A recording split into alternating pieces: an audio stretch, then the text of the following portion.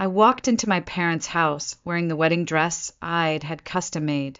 Riley twirled under the chandelier, champagne flute in hand, surrounded by people clapping like she just cured cancer. She saw me standing there and smiled like nothing was wrong, like this was just another fun little story for her to post online. 3 weeks earlier, everything was still intact. February in Santa Fe was cold, but peaceful, the kind of quiet that wrapped around your ribs and held you gently. Elliot and I were finally planning the life we wanted. He was steady, thoughtful, an architect with rough hands and a soft voice.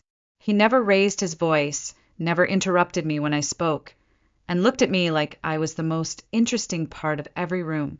We got engaged in December in private.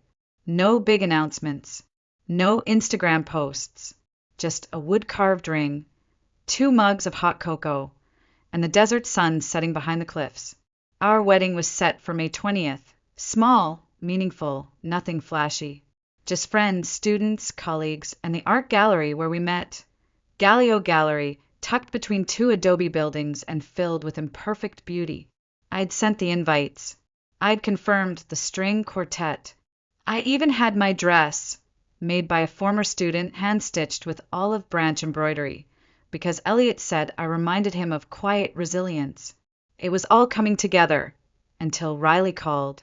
She said she had big news, and insisted on a family dinner. I should have known. When I walked in, I immediately saw the banner. She said yes. Balloons, a giant cake, our mother recording everything on her phone. Dad was opening champagne. Riley stood in the center of it all, glowing in a white cocktail dress, holding hands with a man I barely knew. Everyone, she announced, Jasper and I are getting married. I froze. We all had. The man had only been in the picture for 6 months, flashy, smug, always talking about his investment portfolio, like it was his personality. May 20th, she continued, beaming. Isn't that wild? Meant to be. I looked at her, then at my parents. No one said a word. That's my wedding day, I finally said. Riley laughed. Yeah, I know. But, you didn't trademark it, right? Besides, yours is just a tiny ceremony. Ours is going to be an event. We're doing it at our Lindo resort. Jasper's uncle got us the ballroom. I waited for anyone to speak up. To say this wasn't okay. My father just shrugged. It makes sense, Lena. Riley's wedding is going to have more people, more family, more media coverage. My mother added, you can just move yours to the following weekend. It's not like it'll matter. Yours is more personal anyway. I felt like I was watching a car crash in slow motion and couldn't move. My heart was pounding, my throat dry. I'm not rescheduling, I said quietly.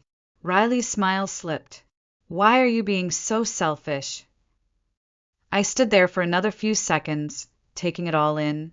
The decorations, the cameras, the fact that no one saw a problem with this. Then I picked up my coat and left. My mother called after me. Think about the family, sweetheart. But I didn't look back. Not this time. It was a Thursday morning when the call came. I was at my office on campus, grading midterm design portfolios with a cold cup of coffee beside me when my phone buzzed. Hi, this is Kara from Galileo Gallery. I'm really sorry to call like this. I sat up. What's wrong? There was a pause. We've had a change in booking for May 20th. The space has been re-reserved.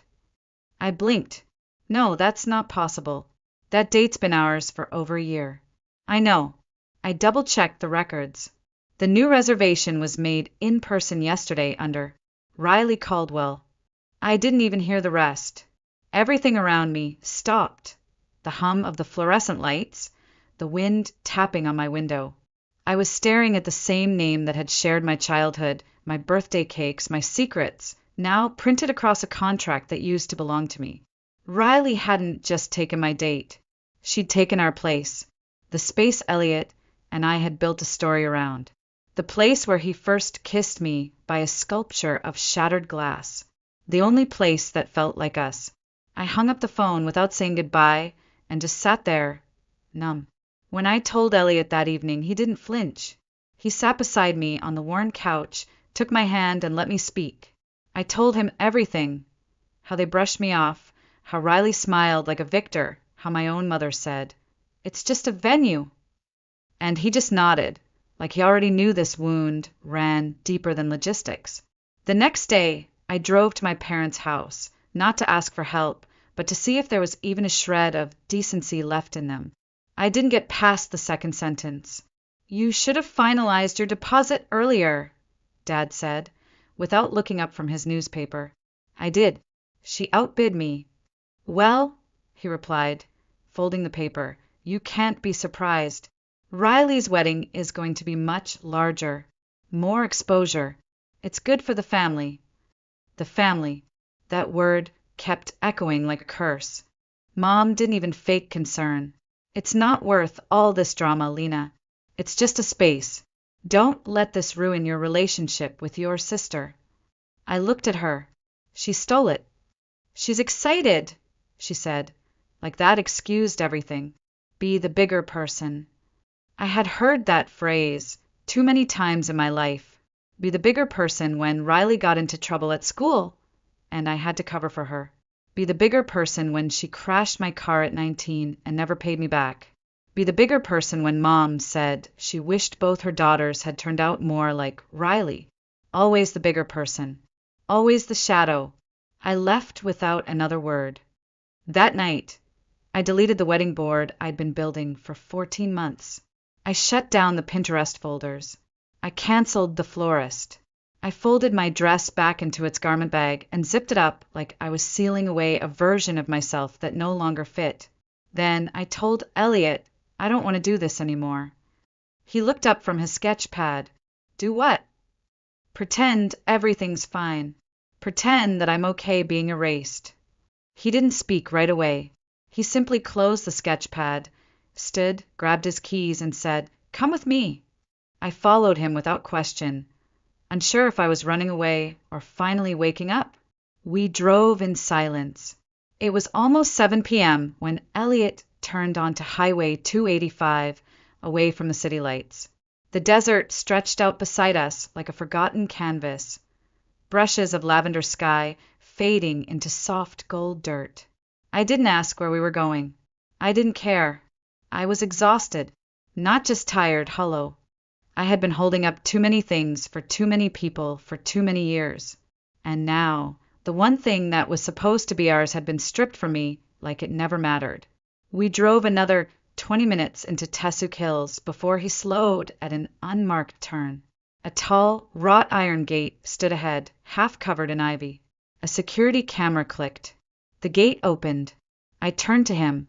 "Where are we?" He didn't answer, just kept driving.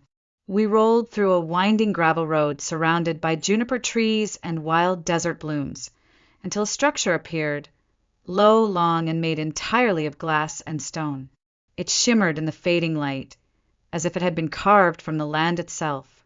A private estate, a work of art. I sat up straighter. "Elliot, whose place is this?" He finally looked at me. "I designed it." "You designed it?" He nodded. "Built it. Own it." I blinked. "What do you mean, own it?" He parked beneath a curved overhang and turned off the engine. For a moment, the car went still, like the world had held its breath. "I haven't been completely honest with you," he said. "Not because I didn't trust you, but because I've seen what happens when money enters the room." My breath caught. "I grew up differently," he continued. "Quiet family, old money, but I walked away from all of it. I hated the entitlement, the performative generosity, the way people clung to status instead of substance. So I left and started over, under my own name on my own terms. That gallery where we met, I donated that installation." He smiled just barely. "I kept my profile low for a reason. I didn't want to be someone else's ticket or trophy. I just wanted someone who saw me." I didn't know what to say. I just stared at him, at the man I thought I knew, who apparently owned one of the most stunning private properties I had ever seen in my life. He opened the door and stepped out, then came around and opened mine. I followed him through a curved glass walkway into the heart of the estate.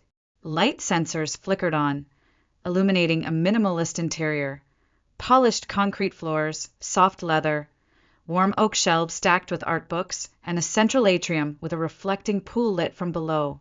"This is unbelievable," I whispered. He stopped beside the atrium and turned to me. "If you still want to get married on May 20th, Lena, this place is yours. All of it. For the wedding. For anything." My throat tightened. "You're not doing this to one-up Riley, are you?" "No," he said gently. "I'm doing this so no one can erase you again." I stood there in that silent, echoing space and felt something shift. Not just gratitude, not even love, but dignity. After all the bending, the shrinking, the swallowing of hurt, I was finally being offered something I didn't have to fight for. A place of my own, a future I could claim. I reached for his hand. "Then let's make it unforgettable." He smiled.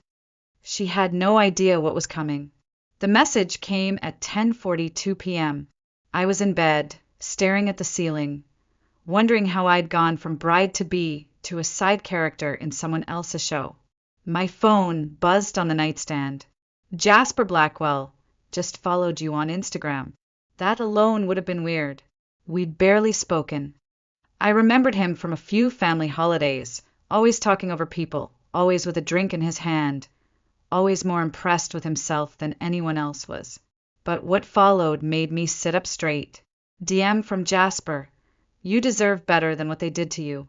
Can we talk?" I stared at the screen. Once. Twice. 3 times. Part of me thought it had to be a prank. Another part, a louder, more familiar part, knew exactly what this was. Riley's picture-perfect fantasy was starting to fray at the seams. Still, I didn't answer. I locked my phone and tried to go back to sleep, but the words kept echoing. "Can we talk?" The next morning, I showed Elliot the message. He didn't look surprised. "Answer him," he said simply. "What? Why?"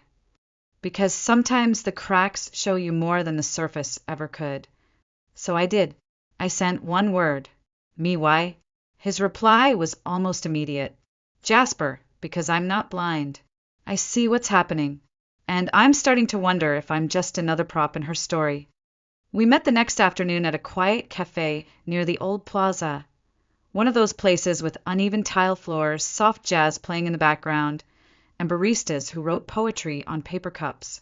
I wore sunglasses and pulled my hoodie low. He showed up looking surprisingly normal. No flashy suit, no bravado, just a man who looked like he hadn't slept in days. He sat down without saying hello and went straight to the point. "I didn't know she stole your venue." I didn't respond. "She told me you canceled it, said you were having budget issues, and pushed your wedding to the fall." I snorted. "Of course she did." He shook his head. "That was just the start. The more we planned, the more I realized this whole thing isn't a wedding, it's a brand launch. She wants a Netflix-level production, has a videographer from some reality show, a whole content calendar, a fake backstory about us meeting in Bali." I blinked. "You didn't meet in Bali." He gave me a look. "We met at a corporate retreat in Scottsdale." She said it wasn't magical enough for the narrative. I took a slow sip of coffee. "She's marketing the marriage," he muttered, "and I'm the product." That one landed. Not because I cared about Jasper, but because I understood. I had lived in Riley's shadow long enough to know what it felt like to be turned into a tool, a background player in her endless performance. He leaned in. "I also found something else. Something I think you should see." He slid a flash drive across the table. I didn't touch it. "She has a burner phone," he said, voice low.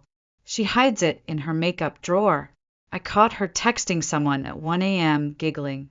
When I asked, she called me paranoid." "You think she's cheating?" "I don't know. But I know this, she's lying.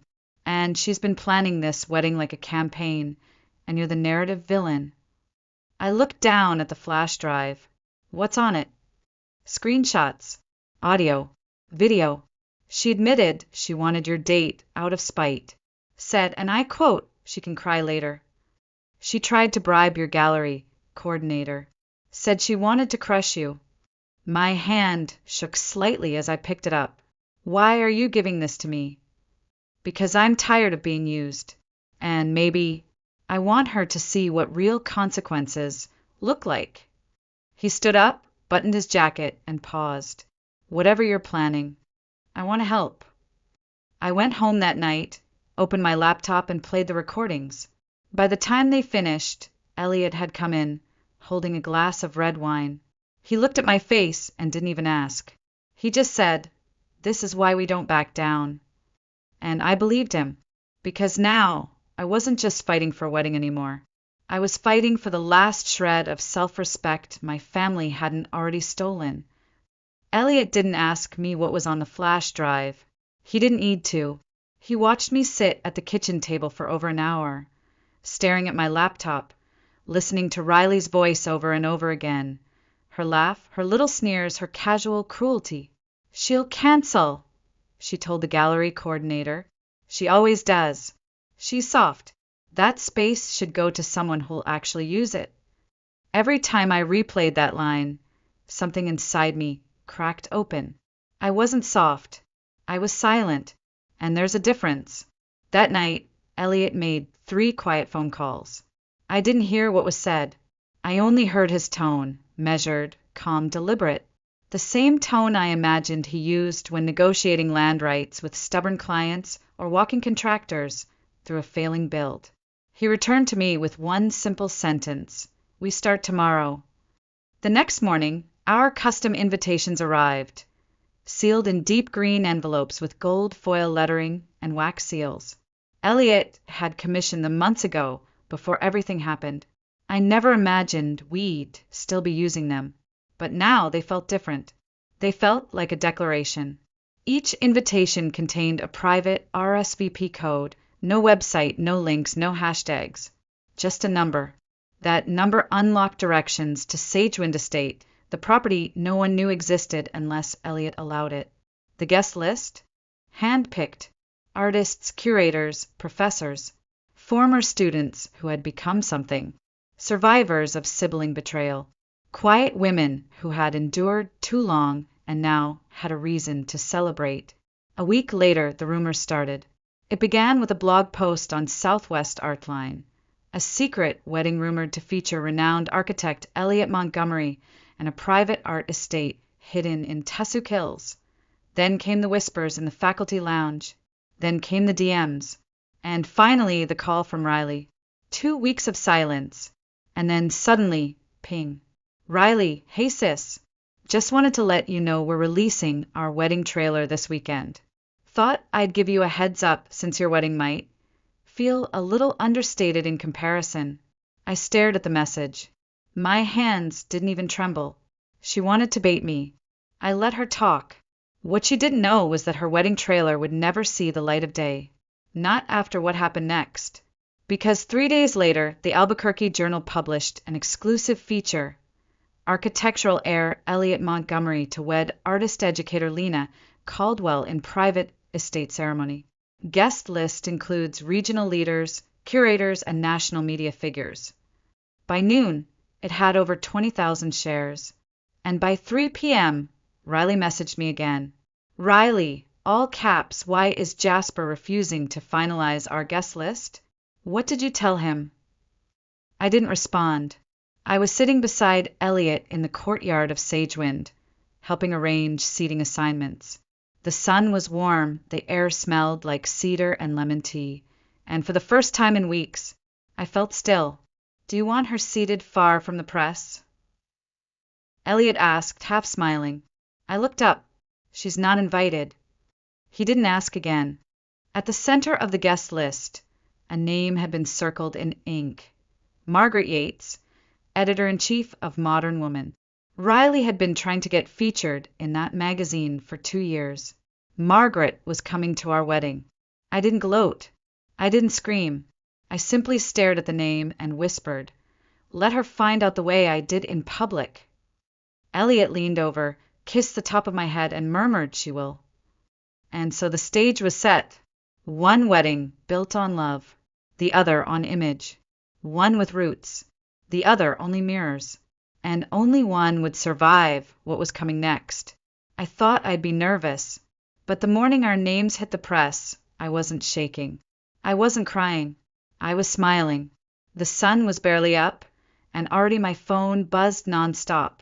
Calls, emails, messages from people I hadn't heard from in years. Colleagues, former classmates, old professors, even students I once mentored who now ran their own studios. They all said the same thing. I didn't know. I'm proud of you. But the one person I didn't expect to hear from showed up at my door. Jasper. He looked different. Polished, yes, but quieter. Like someone who'd just stepped off a battlefield and hadn't quite realized the war was over. He handed me a small velvet box. I blinked. What's this? He looked around, made sure we were alone, then said, Insurance. Inside was a flash drive. My stomach turned. She doesn't know I kept it. She thought I deleted it after the engagement party. I didn't. What's on it? More than enough. He leaned closer, his voice barely audible. Voice memos, screenshots, recordings, her telling friends she bribed the gallery coordinator, her laughing that you'd cry later. She admitted she only moved the wedding up to erase you. I stared at him. She said the only way she could shine was if your light went out. I closed the box slowly. Why are you giving me this now? Because I'm done pretending. And maybe, he looked down, maybe I need to see her lose something for once. 2 days later, Riley posted her wedding trailer. Lavish shots, fake laughs, a dramatic slow-motion moment of her walking down an empty hall like she was starring in a perfume ad, and a caption that read, Can't wait to say I do to forever. May 20th, it's happening. It had 43,000 views in 6 hours. But at the same time, another video was circulating in private circles. It wasn't public. Not yet, but it was ready. Elliot had spent the past week working with a small AV team, friends from his architecture firm who owed him favors. They took the audio files, the text screenshots, the video clips Jasper provided, and turned them into a single, polished, devastating 6-minute reel. 6 minutes. That's all it would take to end her fantasy. We didn't tell anyone, not even my parents, because some things are more powerful when they hit without warning. That night, Elliot and I sat on the patio, watching the sun disappear behind the red hills. He held my hand but didn't say a word. And I realized something. I wasn't afraid anymore. I wasn't hiding. I wasn't shrinking. For the first time in my adult life, I was standing at full height, and the world would just have to adjust. The next morning, Riley messaged again. Riley, just saw the guest list on Southwest Society. How the hell did you get Margaret Yates? I didn't respond. Instead, I texted Elliot 2 words, play it. At 9:02 a.m., the video went live. Not on social media, not on YouTube, but on a secured RSVP-only page linked to our wedding invite. Anyone attending our wedding would see it. Everyone Riley had tried to impress, and they'd see it first. By noon, the fallout had begun. Riley's PR manager sent a frantic email to her sponsors. We were unaware of ongoing personal issues. Please pause public-facing collaborations until further notice. 3 brands pulled out. 2 more went silent. By 3 p.m., she called me. I didn't pick up. By 6 p.m., she called Elliot. He didn't even glance at the phone. At 10:17 p.m., she posted a cryptic story on Instagram. Some people will do anything for attention. Watch who you trust. But no one responded. Her likes were down 80%. Her comment section? Brutal. And this was just the beginning. Because May 20th was coming, and she had no idea what we had saved for the reception. The day began in silence. Not the anxious kind, not the hollow stillness that follows grief. This was clarity. The sky above Sagewind was cloudless. The early morning air was cool, the kind that wraps around your shoulders like a silk shawl. I watched from the bridal suite as black cars began lining the driveway, their engines low and discreet, windows tinted. Names I had only seen on book jackets or museum plaques stepped out into the light, brushing desert dust from expensive shoes. Margaret Yates arrived at 11:08 a.m. Aidan followed at 11:12. He didn't say a word when I met him at the hallway door, just handed me a final seating chart and nodded. "She's not on it," he said. I nodded back. "Good." The ceremony began exactly at 2 p.m., the same time Riley had claimed for herself. The string quartet played the piece Elliot composed for me, soft and soaring, full of little unresolved moments that melted into resolution just when you thought they wouldn't. As I walked down the aisle, I didn't feel nerves. I felt weightless. My dress was simple. Satin. No train. No veil. But I saw the way the crowd leaned forward, the way they watched, not just out of curiosity, but reverence. They weren't here for gossip. They were here for truth. When I reached Elliot, he didn't speak. He just took my hand like he'd done 100 times before, like I was already home. We said our vows beneath an arch of wild desert roses and olive branches, with the hills behind us holding their breath. When the officiant pronounced us married, the applause was warm, respectful, but it wasn't until the reception that the fire truly began. Elliot stepped up to give his toast, glass in hand. Tie loosened. The room had dimmed slightly with the dusk, casting everything in gold. "Thank you all for being here," he began. "Today isn't just about love. It's about truth, and standing up when someone tries to silence you." People turned toward him. Some exchanged looks. "My wife," he said, pausing to let the words settle, "had her wedding nearly stolen from her. The venue, the date, even her dignity. But instead of shrinking, she rose." He looked at me. I nodded once. Then he gestured to the AV team in the corner. "And today we'd like to share the full story." The lights dimmed. The screen behind us lit up. It started with Riley's voice, recorded on Jasper's phone, crystal clear. "She'll cancel. She always does. She's soft. That gallery is mine." Gasps rippled through the crowd. Then came the screenshots, her text to the coordinator offering extra compensation to bump my reservation. Her message to Jasper, "This is my year. She can cry later." Murmurs. Disbelief. Then came the final clip. A hidden video, her laughing over dinner, makeup half done, wine glass in hand. If she really loved that guy, she'd step aside. He's just some artsy nobody. I'm the one with the real wedding. She's just background noise. When the lights came back on, no one spoke, until the applause started. Not polite, not reluctant. It was thunder, and that's when the doors slammed open. Riley stood at the back of the room, still in her designer gown, mascara streaked alone. She took 2 steps forward, saw the faces, heard the silence, and froze. Then came the final blow. Our mother stood up. "Talia!" she said, calling Riley by her middle name, the one only used when something was terribly wrong. "Enough. Leave." Riley's face crumpled. "What?" "You've embarrassed this family enough." "This isn't your day," she added, quieter but sharper. Riley didn't argue. She turned and walked out. The doors closed behind her. I exhaled. Slowly. It was done, but the echo would keep rippling, and she had no idea how far it would go. 3 days later, I received a letter. Not a text, not an email, a handwritten note, no return address. Inside was a single sentence. "This isn't over. You stole everything from me. Just wait." I folded the paper, placed it in a drawer, and closed it without another thought.